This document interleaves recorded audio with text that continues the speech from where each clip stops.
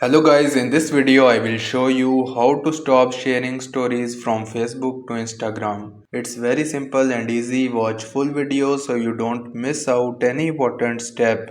So first what you need to do is to open your Facebook account, then tap on your profile picture on the top right corner. Here in the menu, you will see settings icon on the top right hand side. So tap on the settings icon, then settings and privacy page will open. Here tap on account center.